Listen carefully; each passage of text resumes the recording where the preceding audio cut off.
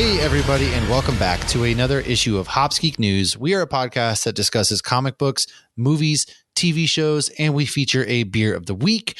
If you have found us, awesome. We hope you stick around. It's great having you. Go ahead and search Hops Geek News on any podcasting platform and to include on any social media platform, TikTok, Twitter, Instagram, Facebook, all of that stuff. Join our community that we have made and come along for the fun ride. Today, we are going to be talking about a deep dive because there's a little known movie coming out this week called Black Panther: Wakanda Forever. And to get you prepared, we're going to dive into the origins of Namor and Ironheart. So we're going to talk about those two characters. But of course, we're going to talk about what we're drinking, what we messed up on, what we've been reading or watching. And we got some news for you. I'm Matt. With me is Lauren. If you want to support the show, go to patreon.com/Hops Geek News, where we do a lot of fun stuff. So shout out to our Patreons out there now. My beer of the week, however, in honor of this episode, is one that I had been saving. It is the OG from Weathered Souls Brewing Company out of San Antonio, Texas. Their Black is Beautiful Imperial Stout that comes in at 8.82%. It is brewed to support justice and equality for people of color. If you remember a long time ago, back in the year 2020 of our Lord, this brewery, Marcus Baskerville, was the pioneer behind this. He started a movement called Black is Beautiful, and it's something that really took off with 10% of profits that get donated to organizations that are dedicated to racial equality. Go ahead, visit blackisbeautiful.beer to learn more. And I hadn't had this straight from the source. We've had a ton of Black is Beautiful beers from all different breweries across the world, in the country. And so this is the first time that I'm actually trying the OG. I got it straight from the source back in the spring. And so I've been saving it kind of for this moment because I felt it was a good time to have this beer. So that's what I'm drinking. Lauren, I think I sent you this. Are you drinking the same thing? I am. What are the odds? Us. Oh, kindred spirits. So I actually had a Black is Beautiful just before this when we recorded our live show, and that one was from Sidewards. So now I'm drinking the, like you said, the OG, the Weathered Souls one. But I'm drinking out of my Spider-Man glass because the only comic I read with Ironheart was in a Spider-Man comic. Yeah. So I thought that was fun. That's true. But, you know, it's funny, and we'll get into this a little bit later, but when we first recorded or started this podcast in 2020, I mean, hell, we started it before Chadwick Boseman passed. So I remember we did a whole thing when he passed, and actually we drank Black is Beautiful beers because the initiative had just kicked off then and was huge. And it was such just a gut-wrenching shock for I still don't believe it to this day, to be honest with you. Like, it still doesn't feel real. I've never met the man, obviously, but right. He was amazing as Chadwick Boseman, anything he was in. I mean, Jackie Robinson. He kicked the shit out of it. He did amazing at it. Yeah. I mean, he was a phenomenal actor, and we really didn't get a lot of time with him. He was still relatively new to the acting scene. And so to hear all of a sudden that he passed, it was just that gut check of what? Because these guys, they seem invincible to you. Yeah. Played some iconic roles. I think anybody who plays a superhero does feel invincible to us. I like that. That makes sense.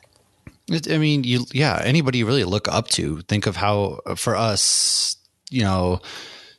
are really kids. I mean, the kids, and then just anybody who, what he did for them, what anybody who we look up to, our heroes, to us, our heroes really do seem invincible. And to hear that they're not always the case sucks. And by all accounts, he was a great dude too, which is just makes it even better because in the year 2022, once again, it seems like every time you turn around, somebody that you love is making stupid decisions, and it's like, well, that sucks, but he seemed like a genuinely good guy. And so to the good die young, like they say. Yeah. But only the good die young. But we had talked about that, and we had also talked about our most underrated superheroes, and you picked Aquaman and I actually picked Namor. So, and we both did a little bit of comic book origin on those characters. So I was able to find my notes and what I had said on that. And some of that's copy and pasted, but I did go into more of Namor for our deep dive today. We're not deep diving Black Panther, like Matt said before. We're deep diving Namor and Riri because these are very new characters to the MCU screen, even though Namor is literally as old as they get in the Marvel universe. He was there in issue number 1. He was there, but this is our first time, actually, and a lot of people's probably their first time being introduced to him. Yeah. Meanwhile, Riri didn't show up until 2016. So we're looking at, a huge difference, almost 80 years difference, which just seems absolutely insane.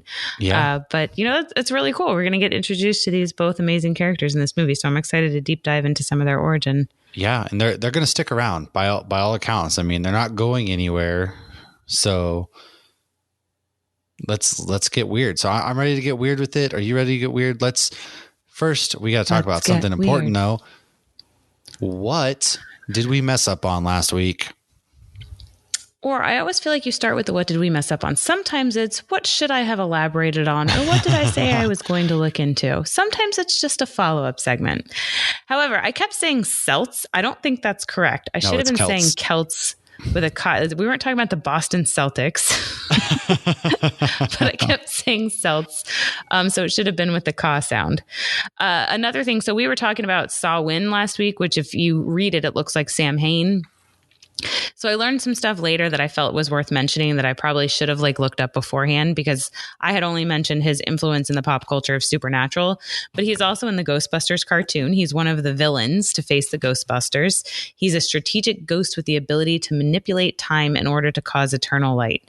He also has more than one movie that's just his name. There was a movie in 2018. It only got 2 out of 10 stars that was called Samhain. But I can't imagine why. The biggest thing I can't believe we didn't mention, because we've talked about this movie more than once, and you influenced me to watch this movie last year. Trick or Treat, the main little creepy dude is called Sam for Sam Hain, which is actually Samhain. So he's punishing people for violating the rules of his holiday. How we didn't mention that on a whole Halloween origin. What were we doing? We literally did a whole episode on what were we doing last week? This is why we have this segment. So there's a little more fun facts. Halloween may be over, but it lives forever in our hearts. So the more you know. My wife, the body wasn't even in the ground yet, and Halloween stuff was out of this house. I'm just, what are we doing, man? Okay. Your wife took the Halloween stuff down in November. This wasn't a I'm not dead yet situation. The body may not have been cold, but the body was dead. Meanwhile, Target, 5 days before Halloween, I'm trying to buy Halloween candy, and it's damn near impossible because it's all Christmas stuff. Walmart literally had their garden section was Christmas, and it was still the middle of October. And I was just like, what in God's name? What are we doing here, guys? What are we doing? The thing that angers me the most is December 20th when they put the Valentine's Day cards out. I want to punch somebody in their whore mouth when I see that shit. Can we stop? First of all, nobody cares about Valentine's Day. No, if you do, you're probably some over the top, not prissy isn't the right word, but we're just one of those people that needs and begs for attention every 5 seconds. And my man or woman didn't give me this Valentine. It's like we can show love every day. Okay, the worst holiday. It's the most corporate bullshit. All right, and I'm so anti-establishment. Screw the man. Down with the man. Down with the man. We're not buying candy Day for Valentine's. Just Halloween. Bull crap holiday. No, it's always been my least favorite holiday, and I don't think I've ever even been single for it, and I still hate the damn holiday. Yeah, I just think it's lame. It's stupid. It's for the kids, honestly. We celebrate with the kids. Anyways, so, what have you read or watched this week? I'm off my high horse. All right. Well, haven't really watched anything because I went to Las Vegas over the weekend. I went to a Vegas Golden Knights game. My heterosexual life mate hooked us up with tickets to that. And then I went to MoshEisley, which was an incredible event hosted by ThankTheMaker podcast and Princess and the Scoundrel podcast. And there's one more off the top of my head I can't remember. But it was down at Fremont Street. And if you know who ThankTheMaker podcast is, I actually got to record with Sean from Metalcore Nerds on his show, with Nick from Bayside, who is one of the members of Thank the Maker. Adam from Story of the Year is another member on there. And so it was really, really freaking cool getting to go to this, and everybody's dressed up as Star Wars characters. I know we talked about this on Hops News, but I was shocked how amazing this sounds. It was truly amazing. Because we follow Thank the Maker. They post some hilarious memes and stuff. Oh, they're amazing. Yeah, they're amazing people, hilarious memes, really great Star Wars podcast. And so they played emo music. A lot of people dressed up. My favorite of the night was definitely the inflatable Han Solo and Carbonite guy who had grayed his face out too. And he was just moshing in the pit. People brought their lightsabers that they built at Galaxy's Edge. I wish I did, but I'm very nervous about bringing it literally anywhere because I don't want to break it. But people braved it. They brought it. People came from all over. You had some really cool costumes like Padme. There's a really cool Anakin cosplay where just like they had the bottom of their face was Darth Vader and the top was like Anakin as a Sith Lord. It was sick. So sick. Wait, and like his mask tore off? Yeah, I mean, kind of. It was like a half and half, like Anakin Vader. So like the bottom, like so from kind of like in Rebels, from just under the nose. It was like from just under the nose down was like the bottom part to Darth Vader's mask. And the top up, so the eyes were kind of like blackened around, but they had like the red, dark, angry and the eyes, scar, and the hair looked just like Anakin's. And it was probably that one was really, really good. They had blow up inflatable Death Stars. Roosevelt's was there giving out stuff. I got a really cool Roosevelt's koozie, and they're a company that I rep on the reg because their shirts are my favorite shirts on planet Earth. So it was just a lot of fun, just getting off the plane and just being surrounded by like all these people who grew up listening. We all listened to this music, this genre of music together. We kind of grew up together, have this safe space for us, and to go from this event. And then the very next morning we woke up and went to When We Were Young, which a lot of people kind of had their doubts about, but we got there at 8:30 and we were the front of the line. And I noticed, so you had to have a clear backpack, and I noticed they weren't looking inside these backpacks. So Josh's sister brought a bottle of Jameson and we wrapped it up in my flannel. And so we smuggled in a whole ass bottle of Jameson because security literally wasn't checking for anything. And it kind of was worrisome because you could have brought a gun in there and nobody would have known. And I bet, because everywhere requires clear bags. So I'm sure the security, they just think like, oh, it's fine. Yeah, well, there were also like reports of people bribing security to get into certain areas. Like security would be like, "Hey, $10, you can get into the VIP area," and it was apparently really sketchy security. But the event, is this their first year? This is the first year. Yeah. Okay. But this event was probably my favorite music festival I've been to. They kicked off at like 11:15 or 11:30 maybe with this band called Linda Lindas, they're all the youngest members 12, the oldest is 18. They're like this all girl band, and it was just funny. Like they were like this punk band. They weren't bad, but then Seosin came on and Under Oath came on, and I just got lost in the moment. And I got to see over 20 bands like over a 12-hour period. Seeing these bands that I grew up listening to and from 2003 on, going to Warped Tour, you're with 70,000 other people who were family without knowing each other. The pit etiquette was amazing. People were getting knocked down. You get back up again. Never going to get me down. Get knocked down. But you got up again. The pit etiquette was awesome. It was just like a bunch of elder emos dressed up in some were dressed up in Halloween costumes. Man. Put a heating pad on that tomorrow. But yeah, I mean, a lot of us, that's what it was. Like a lot of people in line were like, I brought Tylenol. I popped Tylenol through the day. Like a lot of us had Tylenol with us for this reason. Like we knew what we were getting into. We are no longer young. We were not young, but the bands were past tense. Yeah. The bands there were just as happy to be there as the fans, I think. And it really came across. Everyone was super thankful. I finally got to see the Starting Line, which is a band that was one of the very first pop punk bands I have ever gotten into, and I never seen them before. So it offered a moment to get to see that. And you're singing with strangers, you're dancing around. I will say the main stage crowds are pretty lame, which sucked because I wanted to dance and sing. Me and my friends, like we were all sitting there jumping, and a lot of the people really weren't. But the side stages, like I got to see Ice Nine Kills, who was a band that I really love too, and I never seen them before, and I was in the pit for them and getting to see their production. They're a horror themed, so they did a lot of cool stage production.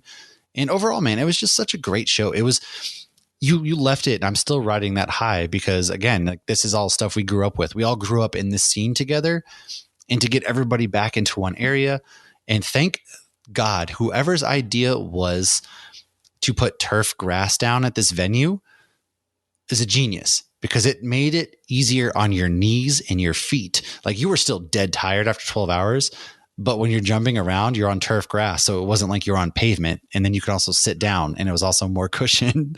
So that was pretty nice. We have real grass in Florida, so I've never had to deal with that. Well, this was at first of all, Vegas, you can't really have real grass anymore because they're trying to save water. But it was at the fairgrounds, and so they specifically laid turf down for this event, and it was genius because they wanted, cushioning. So it was cool. Great. And then I went to some breweries on Sunday and came back home, but that music festival, like, it just has me so jazzed, and it was the best thing. And it ended with My Chemical. I got to see Paramore. Like, you go from Bring Me the Horizon and Ice Nine Kills to 4 Year Strong to Paramore to MCR, and it was truly incredible. And Hayley Williams, I still love you. Still hoping to get married someday. If you're out there and you happen to stumble upon this podcast, just whatever. But, and to wrap things up, because I'm needlessly rambling, I watched Andor. I saw the latest episode of Andor, which the show is freaking good, man. It builds up so much tension. It builds up so much. You feel how cruel the Empire is without them having to show the Force and Darth Vader and Emperor Palpatine. Like, cool, we've had them. Now we're getting to see like low-level bosses and how cruel they are. And somebody was complaining that there are no aliens at the prison that Cassian's at. And that's because there's a lot of racism within the Empire. And so when he gets off at the prison, the first point, he asks what planet they're from. And that's because they're segregating the aliens from the humans. And so they're putting them in segregation. So that's why. Probably also because they're weapon building, they want them all to be able to efficiently get their ship built. That's interesting. I didn't even think of that. Yeah. Yeah. Well, I mean, the Empire does not like, that's why no stormtrooper is not human. It's because they are very racist towards alien races. So that's kind of why. And I love Mon Mothma. I simp kind of hard for her. She's amazing. She's becoming she's so my beautiful my and such favorite. a strong woman. And I just got mom issues, and she's classy and badass. I'd love to donate to her. She had an OnlyFans. I'd donate to the cause. I don't think that's what she needs.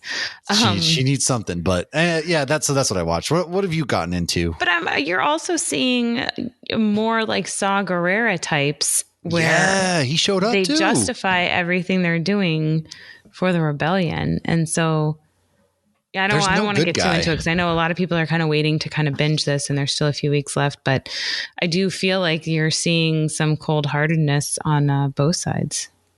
Yeah, no, you definitely are. The rebellion has never been truly good. There's never been like one truly good side. I feel like, and that's life, and that's war. Right.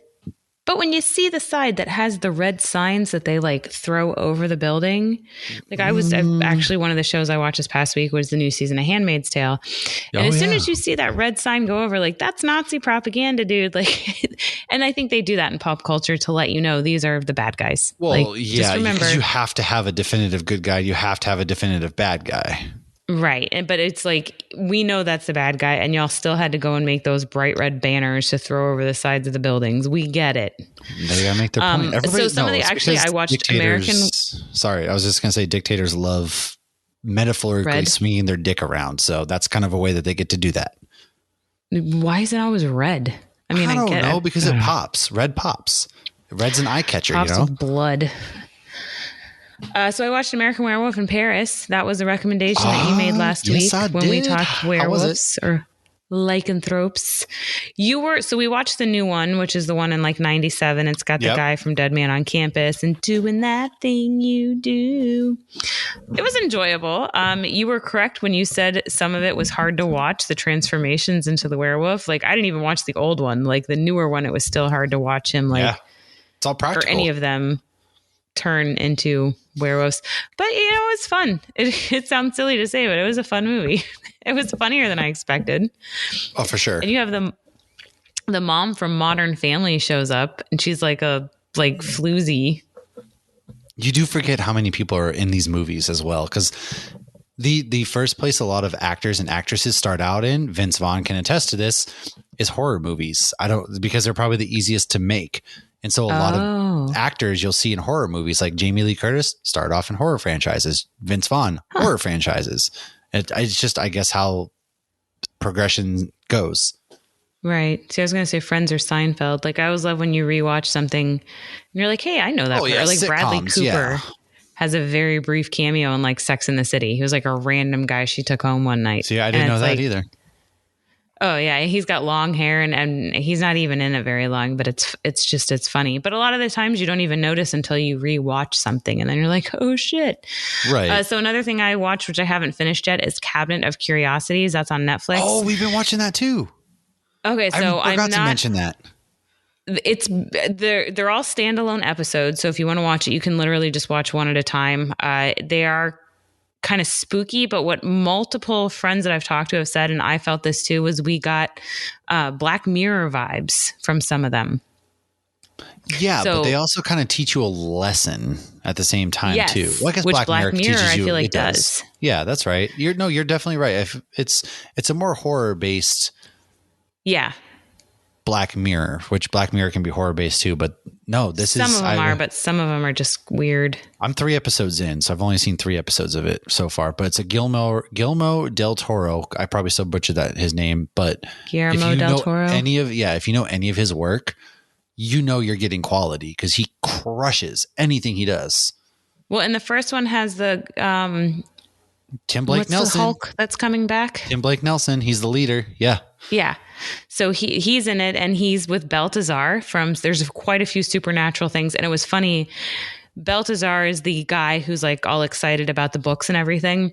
And he's an angel in Supernatural. And then when you hear Baltazar describe God, I laughed aloud, and any Supernatural fan would, because the way he described God sounded like he was describing God in Supernatural. And so there's quite a few supernatural appearances that I've already seen. Death is in the second one. Yep. The second one was, oh my God, I had anxiety that whole episode. Ugh. It was the rats. Oh my God. Yes. Oh, I don't want to spoil it, but yeah.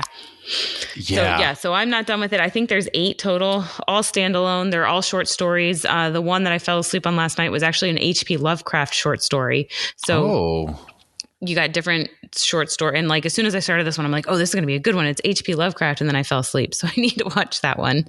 But Halloween's over, but the spookiness lives in our hearts.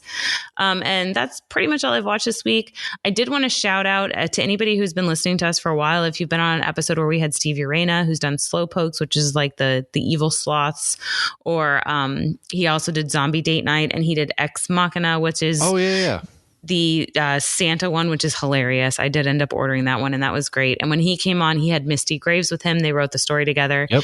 And she now has her own book. I've been sharing it, or she's got her own Kickstarter going. I've been sharing it on our Instagram stories. If you've seen that, it's Misty Graves' Book of Fates. Definitely give her a follow. Her Kickstarter is a horror comedy anthology comic. So she's an awesome person, very creative. Definitely check her shit out. So I just wanted to push that because I think they both write these like dark, funny things. Well, I was going to say, speaking of Steve, we got the review copy of Slowpokes too. And I laugh when I read his comics. They're love hilarious. It so much. It kind of kicks off it kind of gives me Jeepers Creepers 2 vibes because they're on a bus. I haven't seen 2, but I've heard if I watch Jeepers Creepers 2, Jeepers Creepers 1 won't freak me out as much. Exactly. That's true. So, and I'm not going to spoil it. I'm going to give my brief synopsis real quick for Steve and for you guys to want to check out the Slowpokes. It's about killer sloths, right? That alone sells me, but they take place on a bus. They kind of break down, and then mayhem ensues. And what I love about this is it's so well drawn. It's not overly bloody, but the writing is comedic gold while also having a serious tone to it. And Steve's such a great writer. He really is. He truly is. And so they're basically stuck in the woods, and the sloths are killing them at this camp. And you kind of get like just various people. These killer sloths, again, are just very inventive in how they are killing people. And they almost are like these demonic beings. So you think sloths, these slow, not demonic beings, but they are. There's certain scenes where they have an axe to the head. They sit there and they come up through like the porta potty in another one, and they're just beating somebody with a guitar.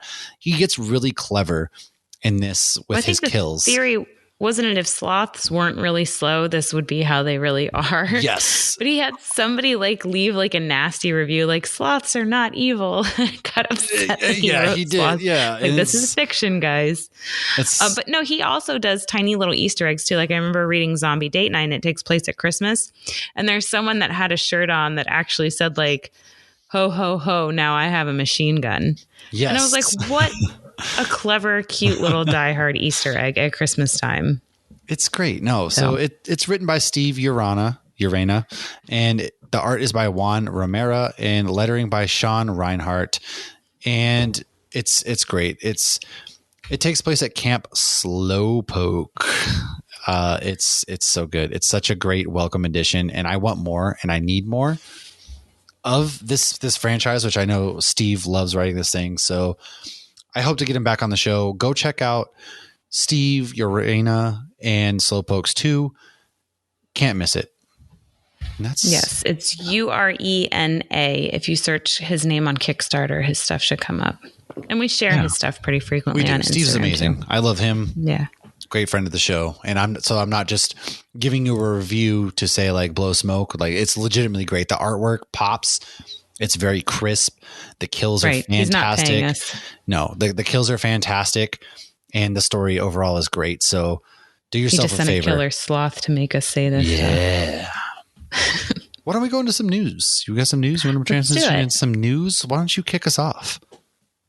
I don't have too much. So Universal has already announced one of their haunted houses for next year for Horror Nights. I found this appropriate because we just did the theme park episode with Theme Park Blurred. Chucky is going to be the house. Universal Orlando's Nintendo Park will have a Donkey Kong roller coaster. I'm just wondering if they're going to like throw barrels at you or if it's going to look like barrels are coming at you. Lego will be releasing Avatar Legos in 2023 for the new movie. Do you have any interest in those Legos as a Lego person? The Lego movies? Oh, Avatar? No, absolutely not. I don't like Avatar. I have no interest in Avatar. I have no interest in Avatar Legos. Right. I feel like it's like, stop trying to make fetch happen. But I don't know, the Avatar, like when it came out, like, obviously it was amazing. And now they have Avatar Land and Animal Kingdom, and that's amazing.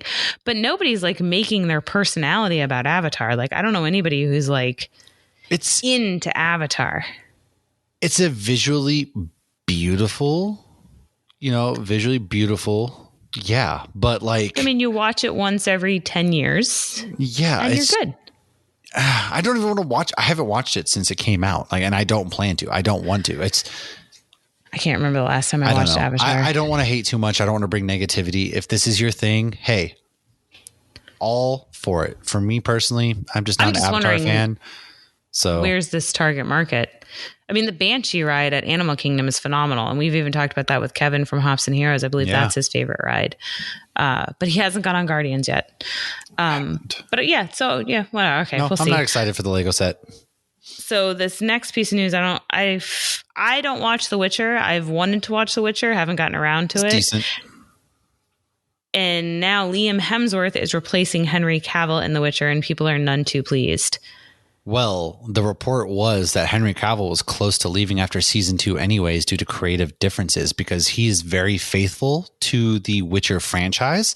He's a big time gamer, all that stuff, like super nerd. We are so blessed on this earth to have Henry Cavill. And so there were already some rocky waves, but I think now that he fully is back as Superman, part of his contract was he is no longer going to be in TV series like this. And so he's going to dedicate his time to be Superman and to the DC universe. Well, there you go. But Liam Hemsworth, the other Hemsworth brother who people forget about, there's like 3 Hemsworth brothers and everybody always forgets about one of them. That's obviously the one that's in Westworld. Yeah. Who plays Thor in the MCU. Yes. He plays fake Thor. Yeah. I didn't forget about him. Forgot about Dre. Matt Damon. They're working on the next script or something. So Frankie Muniz says Bryan Cranston is writing a Malcolm in the Middle series revival, and Sandman on Netflix has been renewed for season 2. No so that's surprise all my news. there. That's pretty cool. I liked Malcolm in the Middle. It was a good show. Sandman was fantastic. Definitely watch it. That's Neil Gaiman. I like Neil Gaiman. You goose. Well, let's roll into some more news. So I talked about Terrifier 2 briefly last week. They submitted it for an Oscar because they thought it would be hilarious to make the Oscar people actually have to watch the movie.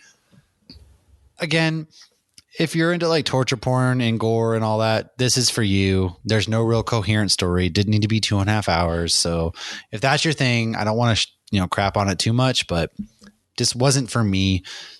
Good for people. It's making money. It's doing some cool things in the box office, whatever. Moving on from that though, Brian Fuller is developing a Friday the 13th series, which he said the only thing that they don't have rights to is like the movie rights that's held up in like Lionsgate hell basically. And so they can do whatever they want as far as a prequel series. I don't really know what needs to be done for a prequel series considering we know what happens. They remind us very often, and spoiler alert, his mom is the killer in the first one. So that's kind of a prequel there, but keeping in the vein of horror movies that nobody asked for, due to the people that are creating that Winnie the Pooh movie, we are also going to be getting Peter Pan Neverland Nightmare. So all these public properties of Disney characters and things that you love are going to be getting horror properties. Next up is Peter Pan, which we've talked about Peter Pan being kind of a horror anyways, where kids are getting kidnapped. So we'll see where it goes. Clancy Brown, moving on to The Boys. He has been cast in the Boys spinoff series Gen V. Hasn't been determined who he's playing yet, but he will be joining the cast.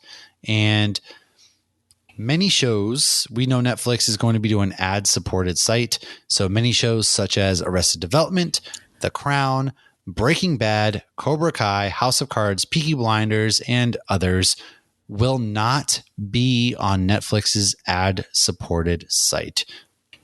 Kind of bullshit. All right. So going back to Clancy Brown, is he going to be a bad guy? Probably. He always plays a bad guy. Right. That's what I was wondering. I had to look him up for a second because I was like, wait, is this the writer? And I was like, oh, I know this guy. Yeah, he's always in Highlander. There can only be one. Highlander, and he's in in The Flash Dexter. and Dexter. He's in a bunch of stuff. Yeah, he's always a bad guy. So I more than likely assume he's going to be the antagonist of the series. Son of a bitch. Always. I feel like they're all antagonists, honestly, even the good guys. There's nobody good in that Boys universe. Nobody at all. But let's Except talk for about Soldier Boy. The ad-supported site. So Netflix is running this ad-supported stuff, but then they're going to go ahead and make you pay extra for things, the popular stuff. That's such a crappy business model. I hate it. No thoughts. We all hate it. No thoughts. Well, I understand. Anyways, we probably talked about this last week, but I don't really remember. James Gunn will be helming the creative side of DC. Okay. Didn't it break while we were recording? Right. It did break. And I wrote the article about it. Oh, well, would you look at that? So go to Bam's Mac Powell. Look at my article, please, because I get money. And also my career as a writer. Please help me out. But James Gunn helming the creative side of DC, while Peter Safran will be the business side. And James Gunn already has a bunch of just chock full of ideas he's totally psyched out of his mind about. And some MCU news. Yahya Abdul-Mateen II is in talks to star as Wonder Man in the Wonder Man series. You might know him as Black Manta.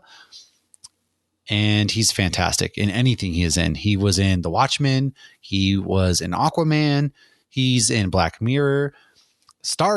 He starred across Anthony Mackie in that one episode of Black Mirror where they virtually bang each other. Oh, yeah. I forgot about that one. When, like, the video game? Yeah. Oh, my God. I completely forgot Anthony Mackie was in that one. In this virtual meta universe and we totally fucked. So that's them. Oh, my gosh. That one was crazy. Yeah. Well, they're all crazy. All of them are crazy. That one was pretty wild. Yeah.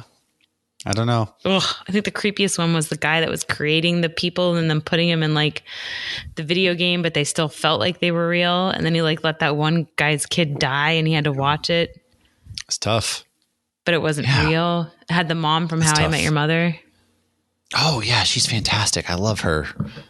Yeah. Oh, my God. So many of those episodes. Oh, you know who else I love? Well, first things before we get to that, Joe Locke has been cast in Agatha, House of Harkness. I'm going to go out on a limb and he's going to be Wiccan. That's my guess. So look out for another casting for somebody the same age-ish, because if they cast somebody in the similar age, that's definitely the twins. So that's my guess. And then, of course, Aubrey Plaza has been cast as the villain in House of Coven. And I thought they didn't know who she was cast as. Well, okay, we don't officially know, but I guess the heavy rumors she's not going to play a good villain. guy. Oh God, Aubrey Plaza, girl. She was. And did you ever watch Legend? Problem. That's what I have. No, on did FX, I watch what? Legend. It's a Marvel show. Legion. I'm sorry. Yes, yeah. She was in Legion. She was great in that. She was great in literally everything she's ever been in. And Parks something and Rec. about her dark, misty, mythical anger and hatred just really does it for me, man. Stay off the sauce, kids. Maybe her and Star-Lord will reunite. Hop Simp News. We're back at it again. I'm despicable. And my last piece of news. Okay, fine. Lauren's giving me the death stare. Last of Us season 1 will premiere January 15th and will be 9 episodes. Will premiere 9 p.m. Eastern on HBO Max, starring your boy Pedro Pascal. Cannot wait for this. Oh my God, it's going to be great. And if you like zombies and things like that, tune into this show. And that's all I have for news. Are you ready? Are you ready? Ready? Let's move on to our main topic. Let's get ready to rumble. Yeah, we're going to talk about the comic origin for Namor and Riri Williams, aka Ironheart. Why don't you take us away with Riri Williams, aka Ironheart? Tell us, who was she created by and all the good. So she was created in 2016 by writers Brian Michael Bendis and artist Mike Diodato, and later redesigned by Eve Ewing and Kevin Labranda.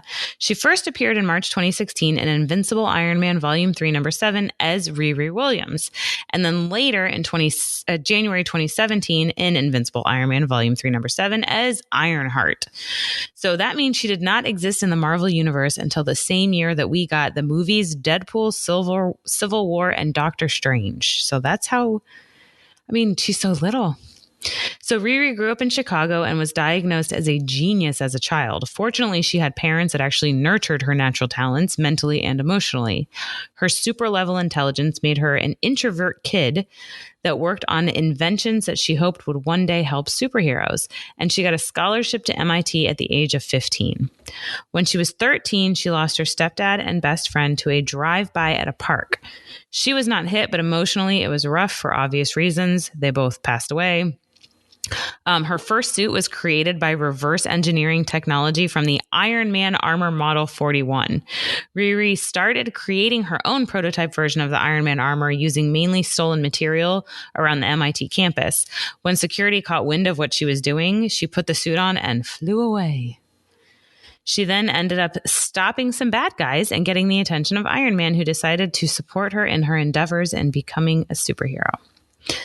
So Riri later helped Iron Man during the second superhero Civil War, fighting against the forces of Captain Marvel. Tony ended up in a coma at the end of Civil War, so Riri took up the mantle with the aid of Tony AI, and she took up the name Ironheart. Ooh. So this is not I'm just taking up the name Iron Man. She is her own character. Do you think that we're going to have some Tony artificial intelligence somehow? That would be cool. I didn't even think of that. Like, she's going to obviously get the suit, and I think she's in Wakanda for school purposes, but that would be a really cool way to kind of bring RDJ back into the universe in some way.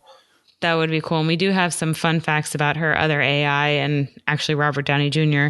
that I'll let you take away the fun facts. But Surprised. Her powers are basically the same as Tony. She's super smart, heart of a hero, but she's less of a narcissist than him, and she's not super rich. So why don't you take it away with some fun facts about Riri? That's pretty cool. So fun facts. She was actually once a part of the Champions, which is a group of teenage superheroes, not to be confused with the Young Avengers.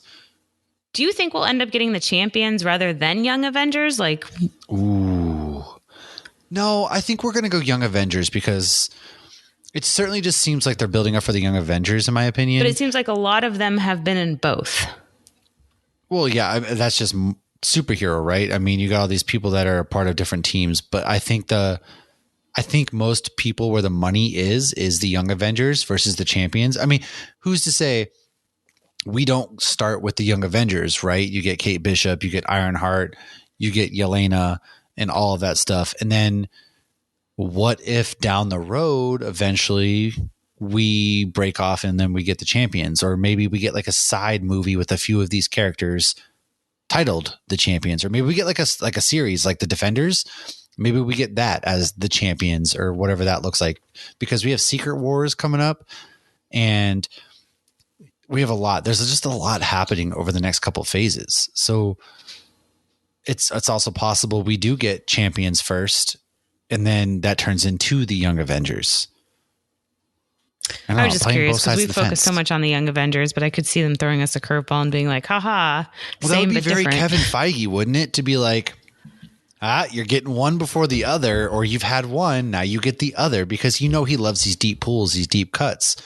Right. Or like you thought you were getting Mephisto. Well, apparently we are. Sacha Baron Cohen, allegedly. We'll get into that at the end. We have a letter to the editor from Sean. We have 2 letters to the editor today. Sweet. Oh. I texted you the other one, you fool. Whoops. Anyways, I'll read it out. But Riri once defeated a Latvian terrorist war criminal named Lucia von Bardos, and then declared herself the new monarch of the small nation Latveria, to which she then negotiated peace with SHIELD and Latveria and help implement democracy. See, kids of the future, folks. Kids are the future because they are smarter than all of us. And why not take over a country and make peace? Future.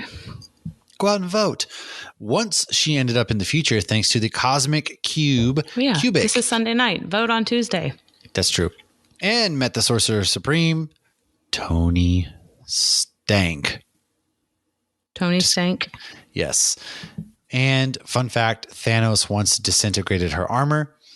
Riri, Okoye, and Shuri once stopped a shadow creature invasion at Wakanda. She has also helped Wakanda in their space program. So I wonder, my theory is she's going to be there having something to do with the space program or something along those lines with college, and everything with Namor is going to happen. And so she's going to get involved in one way or the other. That's kind of, what if it's like a Tony Stark college funded program or something like that? I mean, like she got one of the MIT scholarships. I like that. The scholarship program. Well, she's there because Wakanda is public now. And T'Challa wanted to go out and do stuff. Yeah. So what if she's there for that and then these events go down and she creates this suit because she's wicked smart and does that? At Target today, they had, it was hard not to buy it. It was only $28. They had a package that had Ironheart in her armor, Shuri, and Namor. And the Namor looked legit. Like it really looked like the actor all in one. And they were, the height of the dolls. Oh, yeah. Not dolls, I know what you're action figures. The tall ones, though. Figures. We don't play with dolls around here. They're pretty tall, like 12 inches or something. I don't know. Well, Riri was designed after the actress Ski Jackson, who played Zuri Ross in the Disney Channel sitcom Jessie. Hey, and Jessie. She was actually captured by and had a run-in with the 10 Rings. See, it's all connected, folks. Riri has her own Jarvis named Natalie, not to be confused with Natalie Portman now, or Nat, a.k.a. Nat, the Black Widow. Mighty Jane Foster. God, I would love to listen to her talking to me all day. But so that's what I was saying before. Like that would be cool if she had like Tony AI, but then in the comic she has AI named Natalie. So yeah. Well, what if it's like Pepper as the AI or something like that, Because I wonder if they're going to bring back his daughter at some point. Yeah, maybe in like 20 years. She's still a little. We can just never bring back Gwyneth Paltrow, and I'm cool with that, but that's just me. I don't think anybody gives a shit if Gwyneth Paltrow comes back. I don't think she's seen any of these movies ever. I honestly don't think Gwyneth Paltrow, putting vagina other than the movies that she's in, I don't think she's seen any of these. Probably not. Isn't there like an interview with someone where they're like, you're in that movie? And she's like, oh, I am? Like, how do you not at least, like, I understand doing a lot of work, but how do you not remember being in a movie, especially a Marvel movie? I don't get it. They're kind of a big deal. I guess when you in general are just a big deal and you've always been a big deal, like you don't understand being a big deal. All right, Mr. Big Deal. Let's talk about how one of Riri's inspirations is Mae Jemison, the first Black woman to go to space in 1992. Before we knew she was going to be in Black Panther Wakanda Forever, RDJ himself had said that she should be introduced to the MCU. I wonder if he had any pull into this. And this is not her first screen debut. Riri is featured in the episode Heart of Iron in the animated series Marvel Rising Secret Warriors. Pretty cool. I'm excited. It's really cool because there's obviously a void from Iron Man being gone. And a lot of people will probably be like, oh, she's just an Iron Man copy. But no, she's not. She's fundamentally a different human being than Tony Stark. And we still get to see like her version of the armor. And we're building to something bigger and better. And I'm excited. Like, it's really, really cool. And it's going to give maybe little girls more reason to be like, look, I have all these choices now of being this superhero, being that superhero. It's what a time to be alive that we're getting freaking Ironheart on the big screen. Yeah, it's awesome. But also, you know who else is awesome? Who? Namor, the Submariner, aka the first mutant, baby. I'm so excited for this. I can't even. We actually did talk about him in 2020. And we even talked about him flooding Wakanda in 2020. We did. And it was actually on our YouTube. I don't even think had Chadwick Boseman passed when we talked about this. I don't know. No, I don't think so at this point. Anyways, yes, so he is amazing. I am so excited to have Namor enter this universe because yes, we talk about like, oh, this is an Aquaman, ripoff, da da da da da. Namor and Aquaman are so different. They every could not iteration be further from each other. In fact, they both love the ocean and they're half Atlantean and half human, and that's where the similarities end.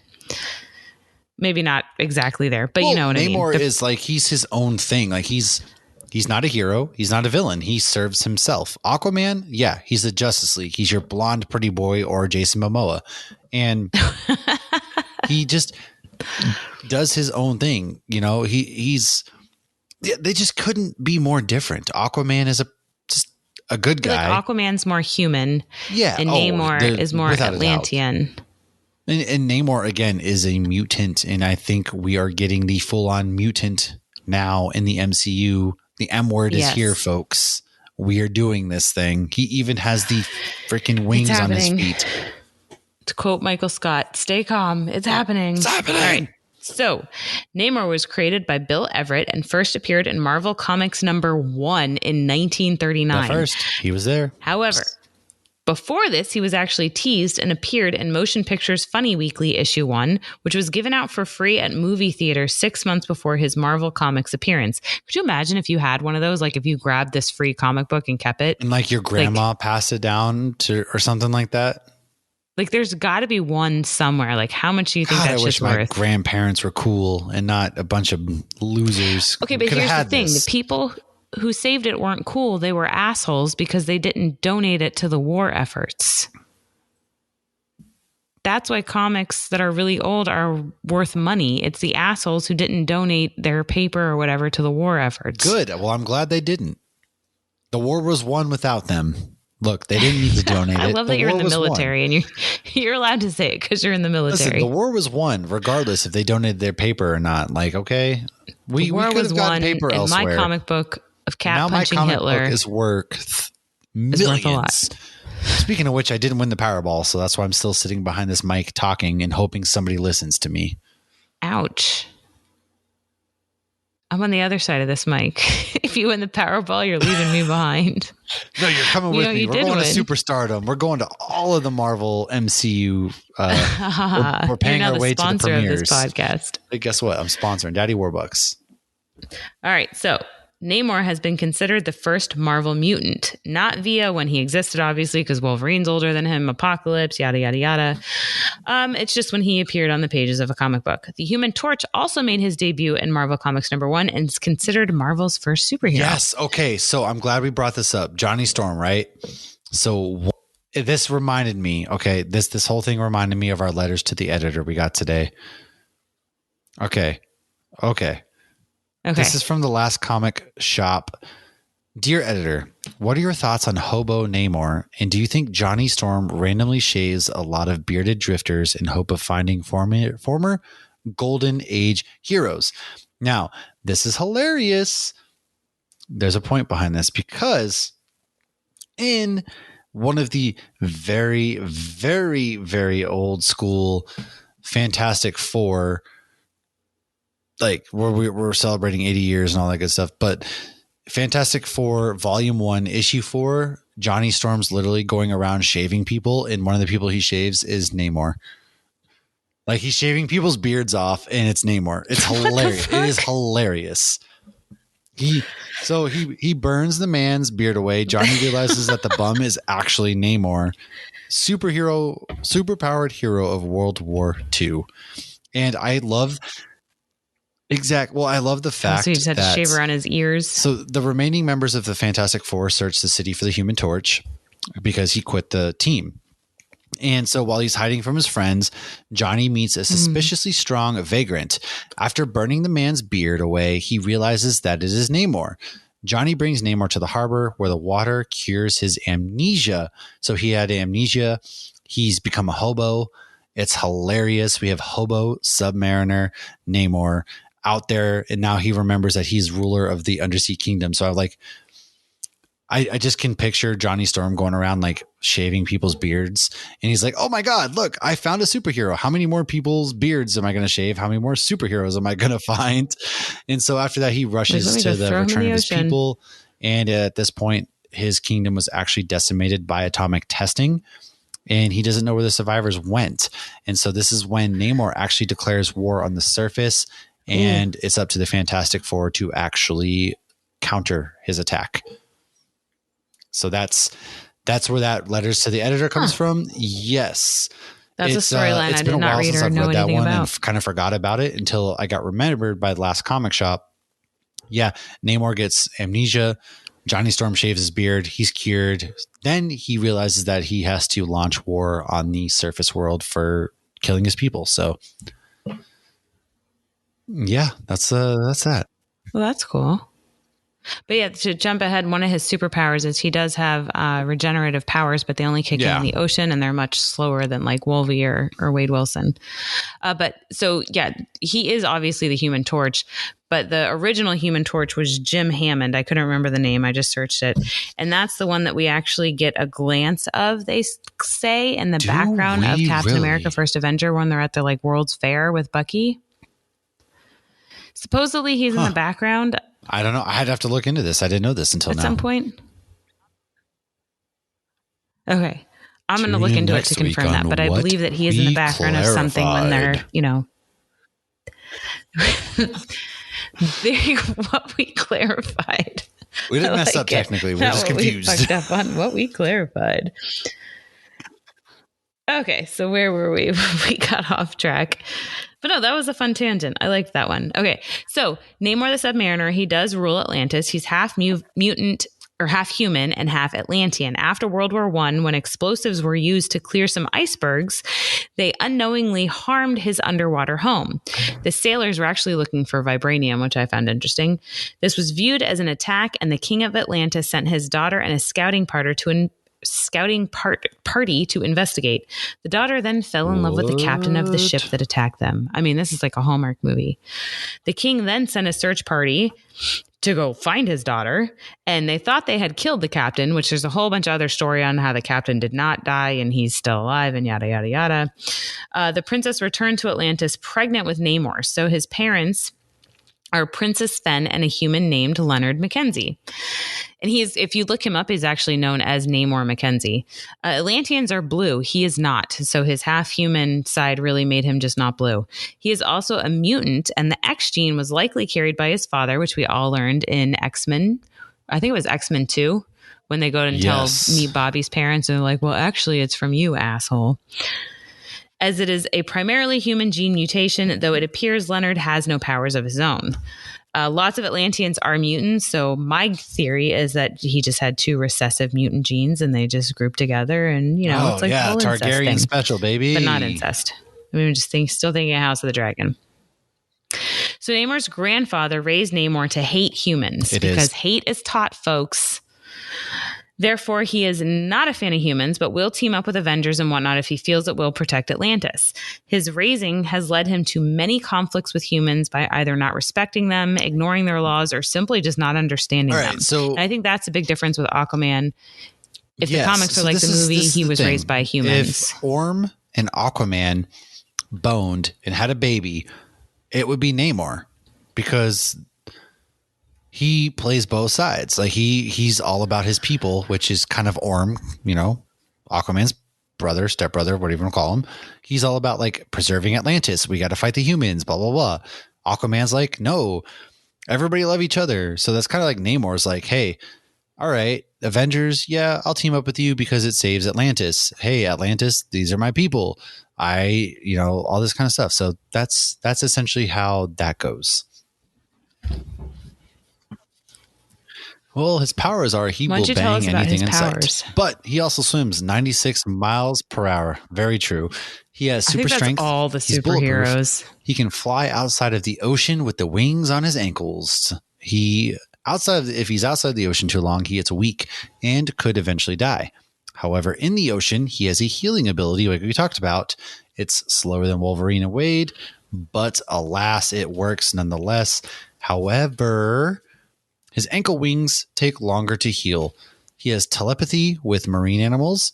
See, everybody always makes fun of Aquaman for being able to talk to fish, but like Namor can do that too. But you don't make fun of Namor because he will fuck you up. Fair is fair, all right? And then the deep can talk to animals, but he's just trying to sleep with them all. I can't fathom a scene with Namor and an octopus on his crotch. Yeah. He's used his body as a weapon to go through any form of rock and steel. Atlanteans also have extended lifespans. He is very multilingual due to his role as king/diplomat of Atlantis in dealing with other countries. So I'll go over a couple of fun facts. At one point in the comics, a tidal wave did in fact flood Wakanda. It's led to some beef. He's in love with Sue Storm. They shared a kiss. That was all, folks. They didn't do anything more, just first base. However, he has told Reed Richards that he has tried to convince her to leave him. I love that. He's been an ally and a villain to the Fantastic Four, but like, hey, Reed, I'm trying to literally steal your wife right now. What are you going to do about it? Kind of a bold move. Very, very bold move. So when losing a fight outside of water, he tries to get them underwater to his advantage. So basically, if he's fighting the Hulk or somebody stronger than him, he's going to try to get them in the water to up the advantage. I mean, you got to have home field advantage somehow, right? Well, there's like an old school comic where he's fighting the Hulk and he's losing. And then, obviously when you read the comics, especially in the olden days, they always have that like, I need to do this. Like, it's very like plain and simple. He's like, I just have to get the Hulk underwater and then I will have him. And he teamed up with the X-Men once to defeat Dracula's son, Zarus. Atlantis is actually where the first vampires in the Marvel Universe originate from, because vampires in water, it doesn't make sense to me either. Yeah, I didn't know that. I found that random fun fact, and I hope we learn more about that soon. Who knows? I don't know. Anyways, he's teamed up. Yeah, it really would. Because Blade's coming eventually. Maybe not next year, but eventually. He's teamed up with... Eventually. One day. Just like that in Humans movie. No, let's not do this. Look, he's a mutant. He's teamed up with the X-Men, all right? But... why don't you tell us what else we have for fun facts? So he's also been on the Avengers, the Defenders, the Invaders, All Winter, and the Illuminati. During the events of Avengers Disassembled, when the Avengers were at their lowest, Namor was among the former Avengers who returned to the mansion to actually help bolster up the heroes. So look at him. Namor and Cap seem to have a lot of story arcs working together. They've even fought in World War II together alongside Human Torch and Bucky. So I think it's just like a mutual respect kind of thing. Namor was one of the Illuminati members, like I had mentioned before, but he was one that actually voted to not send Hulk into space, Planet Hulk is which we all think we're going to be getting that storyline after She-Hulk. They had bonded. Hulk and Namor had bonded when they were on the Defenders together, and Namor left the Illuminati after this and almost killed Iron Man before he left. He like knocked him into the ocean and tried to drown him, and then Doctor Strange was like, no, don't kill him. Here's a random fun fact that we mentioned when we were talking about the Eternals. The Ebony Blade, which we saw at the end of Eternals in that post-credit scene with Jon Snow, also known as Dane Whitman, also known as, I forgot his real name. The Ebony Blade is more of a curse, since if the sword draws even a drop of blood, Whitman will be horribly cursed. With this tragic twist, Whitman rejoins the Avengers and becomes a member in good standing until Namor uses the sword to draw blood. Whitman is then cursed and begins to transform into the same metal used to forge the Ebony Blade. Be another fun way to tie Eternals, because we haven't seen Eternals really tied into anything. The movie, I mean, that was it. You know, we haven't even gotten the big. Well, they have been mentioned. Miss Marvel. Also, they briefed. They very briefly mentioned like the celestial hand. You know, the big freaking celestial hanging out of the earth. They briefly mentioned that. Oh, that was She-Hulk. You're right. I'm sorry. The You're articles right. about that. Yeah. Yes. But no, in Miss Marvel, they did mention Kingo. Like one of the moms or something like Kingo. And we're going to see the Kingo poster in the Guardians Christmas special. We already saw pictures of that. But we haven't heard any mention of the Eternals or of any of the Eternals in their eternal capacity. But we also they haven't been very clear about timelines since the blip. Okay. To my understanding, so that's been a little frustrating too. It's like, y'all aren't Star Wars. It takes place after No Way Home. And takes place during Doctor Strange Multiverse of Madness. So that's my understanding. Okay. All right. I just feel like they need to be more clear with that. You're right. It's starting to get like with anytime I'm watching anything Star Wars, I have to remind myself timelines and stuff. Yeah. No, you're right. This is this time. So Namorita is Namor's cousin, and she lost her life in the initial blast that began the Civil War. He once had the powers of the Phoenix, and I thought this one was funny. Emma Frost once tried to brainwash him to join the Hellfire Club, as one does. And instead they fell in love. Yeah, so before the collapse of the Marvel Universe and Secret Wars, relations between Wakanda and Atlantis broke down. The two nations became engaged in a brutal, prolonged conflict that costed them both dearly, all the while Black Panther and Namor reluctantly worked together with the Illuminati to resolve the collapsing multiverse issue. When Shuri, who was leading Wakanda in conflict at the time, found out T'Challa was working with Namor, she cast the former king out. T'Challa was made king of the dead instead, and was tasked with protecting the area surrounding Wakanda. Having lost everything thanks to Namor, T'Challa's hatred for the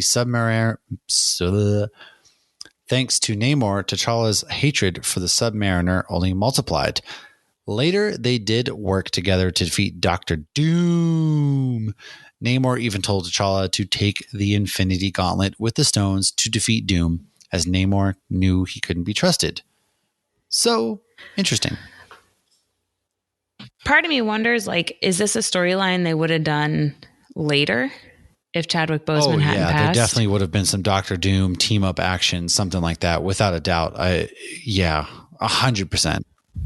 I wonder if they'll ever tell us what the original plan was. Not. I think they'll that probably just say there was no real plan, but they were about to start apparently filming. Ryan We all know Coogler that had there was first something. dibs on Namor, though. That did come out. So he was going to be in the next one anyways. Huh. I wonder how much had to be changed. I'm really curious. I always love the behind the scenes stuff crazy. as much as the actual movie things itself. Oh yeah, I wonder if I'm sure they'll do a Wakanda Forever Yeah. Assembled. They've been doing it with all of them. Oh god, so it's gonna hit I like a wonder if ton they'll of give us bricks, some just of like that. this movie will. I know. Bring your tissues. So yeah, this is our last episode before that movie comes out. So our next episode we record, we will have seen it. But yeah, bring your tissues, kids. So one of the things I did read this week is I actually got they just started a Namor the Submariner comic book, and it is titled Conquered Shores Part 1. It's pretty good. I mean, it's only one issue and obviously it's short, but he's basically not like king of Atlantis anymore. But at the same time, it's like Waterworld, like everything's been flooded. And he's trying to kind of play middleman between the Atlanteans and the humans. And of course, everybody's mad at him except Captain America, who's trying to help him. And you can't make new babies. Apparently, that's a whole thing that we're seeing a lot in futuristic shows like The Handmaid's Tale. And this, it's like nobody can get pregnant. Nobody's had a baby for 2 years. Luke Cage is in it, and he's very angry at Namor. It looks like it should be good. I hope it stays good. But it's an interesting storyline, I feel like, for Namor. And then we have a letter to the editor before we wrap up. It's from our dear friend Sean from Metalcore Nerds, which if you haven't listened to him, you are wrong. He does everything we do, but he also puts a metalcore spin to it and does it amazingly. So check out him, search Metalcore Nerds, and he asks, do the Mephisto rumors make you more excited about Ironheart? I'm going to be honest with you. The rumors are Sacha Baron Cohen supposed to be Mephisto showing up in Ironheart. Look, man, it's hard to get excited for Mephisto after that roller coaster of WandaVision. But yeah, in a sense it does, because one of the main antagonists of Tony Stark was, the Mandarin. And so what if we kind of get some elements of that magical, like you've always thought, like, what if Iron Man faced against magic, right? And Mephisto's not strictly magic, but he has some elements to it. So it would be really interesting seeing how Riri, her first big outing solo, would do against something like Mephisto. And especially because we assume that Ironheart would have tie-ins directly to Armor Wars and things like that. So yeah, I think adding that supernatural element to Ironheart, it kind of has me excited. At the same time, I'm cautiously optimistic and also realize that we probably aren't actually getting Mephisto, but who knows? So it doesn't make me more excited just because I haven't even watched the second trailer for Black Panther. I've been trying to avoid a lot of it. I just feel like there's just been too many spoilers with a lot of this stuff. And I have no problem with Sacha Baron Cohen being Mephisto. I've seen him in, the Chicago 7. I've seen him in other things. I know that he's a great actor. He's not just Borat. He is a great actor. Legit.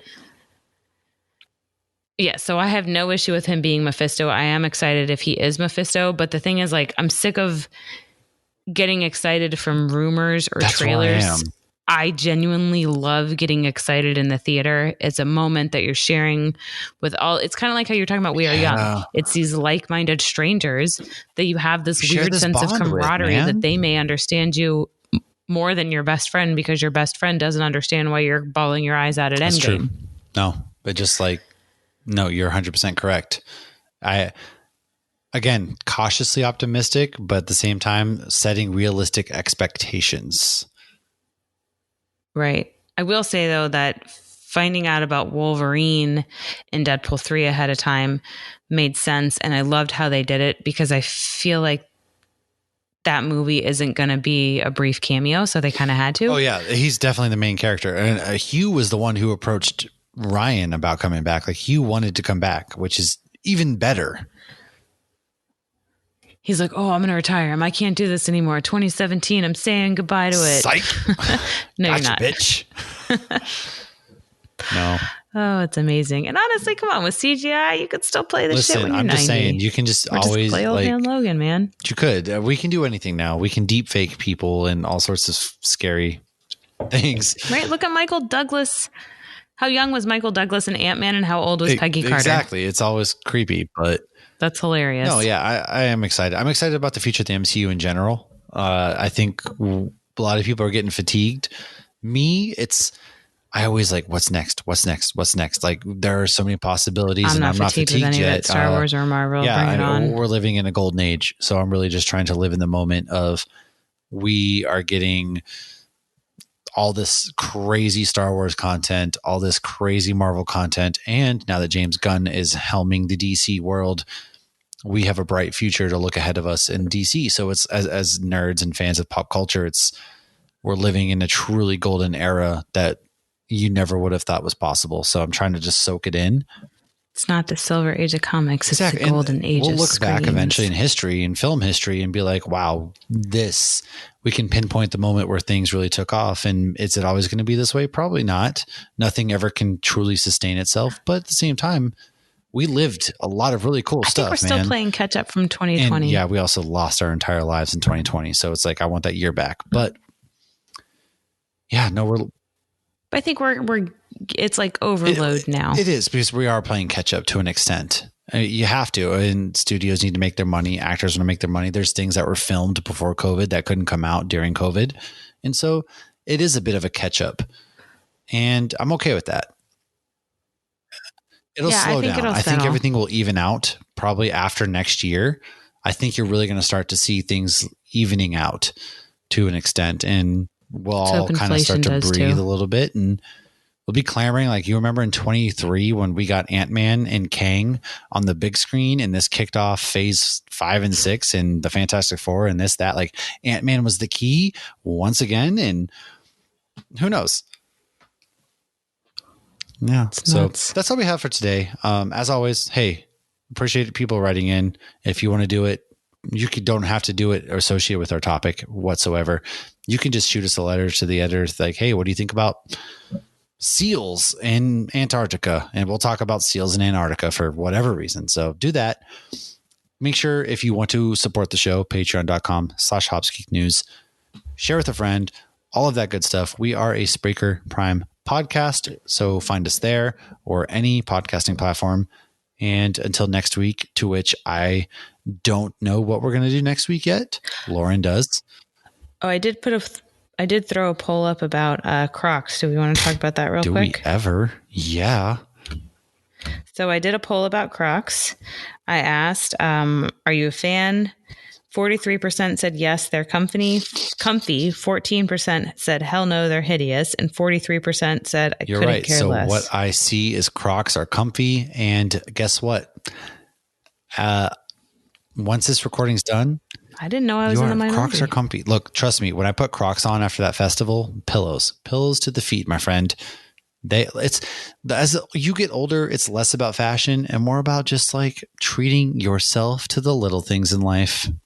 And Crocs are heavenly. Treat yourself. I got my Shipyard Pumpkinhead Crocs that are arriving tomorrow. By the time this is out, you'll have already been seeing my fantastic feet pics. Subscribe to that OnlyFans account, if you will. And yeah, we'll see you guys next week. Thanks for hanging out with us. Cheers.